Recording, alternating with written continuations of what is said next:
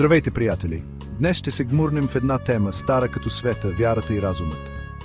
Приятели ли са или врагове? Съюзници или закълнати противници? Затегнете коланите, защото ще изследваме увлекателния свят на вярванията, логиката и всичко между тях. Някои казват, че вярата е като вкусна шоколадова торта. Не винаги можеш да обясниш защо я обичаш, просто я обичаш. Вярата е да вярваш дълбоко в нещо, дори без да имаш всички отговори. Разумът, от друга страна, е като надеждна лупа. Той ни помага да изследваме доказателствата, да свързваме точките и да разбираме света около нас. Но ето въпроса: можем ли да имаме тортата и да я изядем? Могат ли вярата и разумът да съществуват мирно? Това ще разберем. Вяра. О, вяра! Дума, която предизвиква безкрайни дебати и дискусии.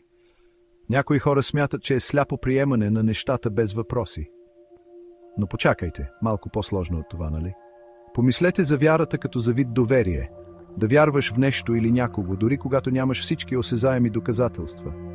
Това е чувството дълбоко в теб, което ти казва, че нещо е правилно, дори да не можеш да обясниш защо. Философите през цялата история са се борили с тази идея за вярата. Задавали са си въпроси като: откъде идва вярата? Дар ли е? Избор? Малко и от двете? И как тя формира нашето разбиране за света? Вълнуващи неща, нали? Сега да поговорим за разума.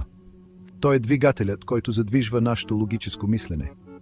Помага ни да анализираме информация, да решаваме проблеми и да вземаме информирани решения. Представете си разума като мощен прожектор, който разрязва мрака и осветява света около нас. Той ни позволява да наблюдаваме, да задаваме въпроси и да правим заключения, основани на доказателства и логика. Но ето въпроса: може ли разумът да обясни всичко? Има ли граници на това, което нашите умове могат да разберат? Някои философи вярват, че само разумът може да отключи всички мистерии на живота. Други твърдят, че има някои неща, като смисъла на живота или съществуването на висша сила, които са извън обсега на логиката. Интересно, нали? Четвърта част – философската площадка. Декарт, Кант и Аквински за вярата, разума и откровението.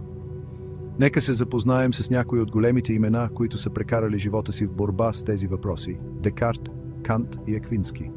Тези философски гиганти са предложили вълнуващи гледни точки за взаимодействието между вярата, разума и откровението.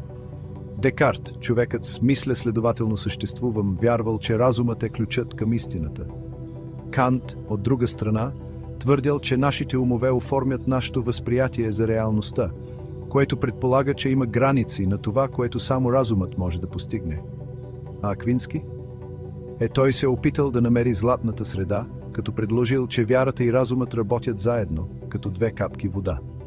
Те също така са говорили много за откровението. Тези моменти на аха, когато чувстваме, че сме получили знание или прозрение от източник извън нас самите.